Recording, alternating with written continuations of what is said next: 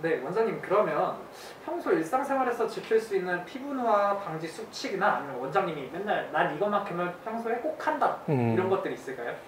네, 이런 건 이제 유튜브에 정말 많은데 안 하시는 분들 정말 많아요. 일단 그렇죠. 첫 번째는 자외선 차단제.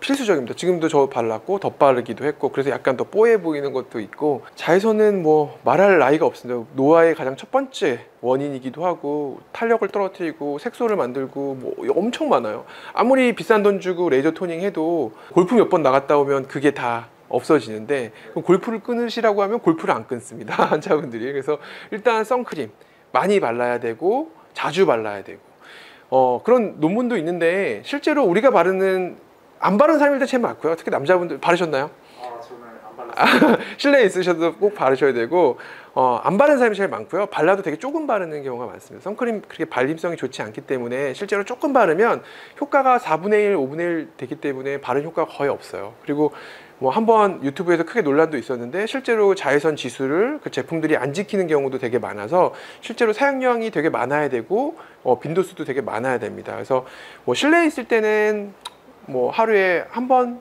두 번 정도 발라주시면 되고요.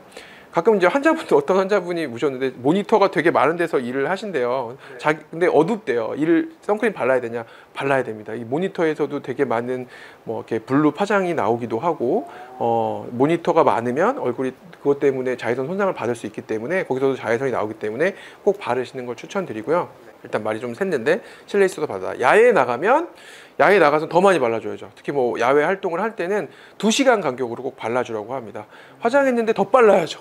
안 되면 여자분들 화장하셨으면 스틱이라도 이용해서 더 발라주시는 거를 추천드리고 상황에 맞는 선크림을 쓰는 거 되게 중요합니다. 예를 들어 수영장 갔는데 그냥 물에 녹는 선크림 바르고 가면 금방 없어지거든요. 2시간 바르는 게 의미가 없어요. 워터프루프 제품을 계속 2시간 단위로 발라주는 게 되게 중요하고요. 워터프루프 제품을 이렇게 보시면 워터프루프라고 제품에 써 있습니다.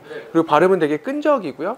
일반적인 세안에 잘 지워지지 않기 때문에 이제 그런 전문 세안제를 이용해서 나중에 꼭 세정을 해주는 게 좋습니다. 그래서 아이들은 유아 전용 선크림이 또 따로 나와 있죠. 그래서 이게 선크림 종류가 되게 많아서 한 번은 공부를 해보고 저희 집에서 선크림 이렇게 종류별로 한 5개가 있어요. 그래서 상황에 맞게 데일리 선크림, 뭐 야외 선크림, 뭐 이렇게 쭉쭉쭉 골라서 써주고 애들용 선크림도 발라주고 첫 번째. 그래서 이런 선크림이 상황별로 많고 그거에 맞춰서 꼭 써줘라. 이게 가장 중요합니다. 두 번째는 지금 시즌이랑 좀 맞지 않는데 이제 보습이에요. 피부가 건조하면은 피부가 노화가 빨라집니다. 여름철에는 건조하다고 느끼는 분들 별로 없는데 그래도 건조하다고 느끼는 분들은 피부 장벽이 손상된 분들이에요. 그러니까 너무 지나치게 피지나 이런 거에 노이로제가 있어서 세안을 너무 과도하게 하거나 어떤 시술을 너무 과도하게 하면은 피부가 예민해지면서 여름철에도 건조해질 수 있습니다. 그래서 건조해지는 피부를 일단 막아야 됩니다. 그래서 겨울철에는 보습제, 여름철에는 너무 예민하게 피부를 혹사시키지 않는 거, 이게 피부과 의사들이 생각하는 가장 중요한 두 가지, 자외선 차단과 그다음에 보습. 하나 더 하면 흡연. 담배 피는 거 진짜 안 좋아서 음주는 좀 나은 것 같은데 이제 담배 피는 거는 절대 안 좋습니다. 피부 노화가 되게 빨라질 수 있는 거기 때문에.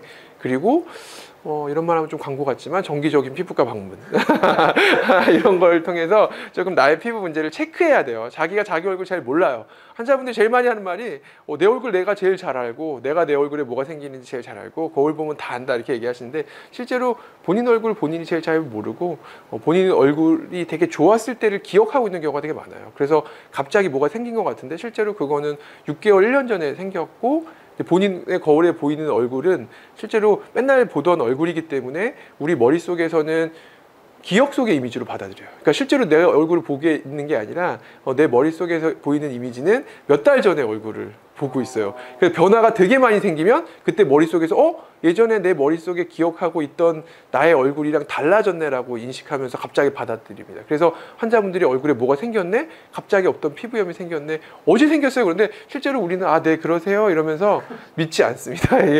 바로 그렇게, 왜냐하면 하루아침에 생길 수 있는 것들이 아니기 때문에. 그래서 정기적으로 문제가 있으면 병원을 방문해 주는 거 또 하나 추천드리는 피부 노화의 방지법입니다.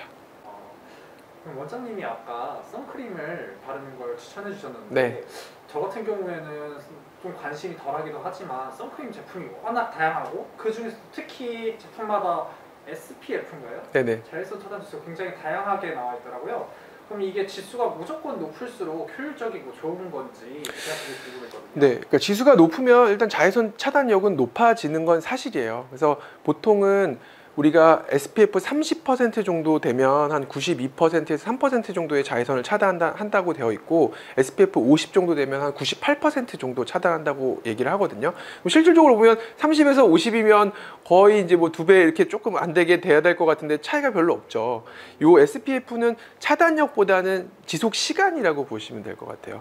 얘를 바르고 나서 내가 자외선을 홍반이 생길 때까지 얼마만큼 얘가 막아주는 기능이 있냐. 그래서 30이 지속 시간이 좀 짧은 거다 이렇게 이해하시면 되고, 쉽게 딱 깨어나가지거나 쉽게 없어지거나 쉽게 흡수가 되거나 이렇게 생각을 하시면 됩니다. 그래서 SPF 30짜리 제품을 쓴다 그러면 조금 더 자주 발라준다라고 생각을 하시면 될 것 같고, 뭐 실내 활동, 우리가 뭐 땀을 흘리거나 이제 일상생활 지금처럼 실내 활동이 많으면 SPF 30은 충분한 거죠. 생각보다 우리가 땀을 흘리거나 이럴 일이 별로 없으니까, 에어컨 밑에 있으면. 그러면 30이 50보다는 약물 같은 게 조금 덜 들어가기 때문에 우리가 나중에 닦아야 할 때도 조금 편해요. 그리고 이제 SPF가 높아질수록 화학물질이 어쩔 수 없이 많이 들어가기 때문에 피부에 별로 좋을 것도 없습니다. 그래서 일상생활에 맞게 선택을 하시는 거죠. 근데 내가 야외에서 햇볕이 많은데 선크림을 자주 못 바를 것 같다, 그럼 지수가 많은 제품이 무조건 유리합니다.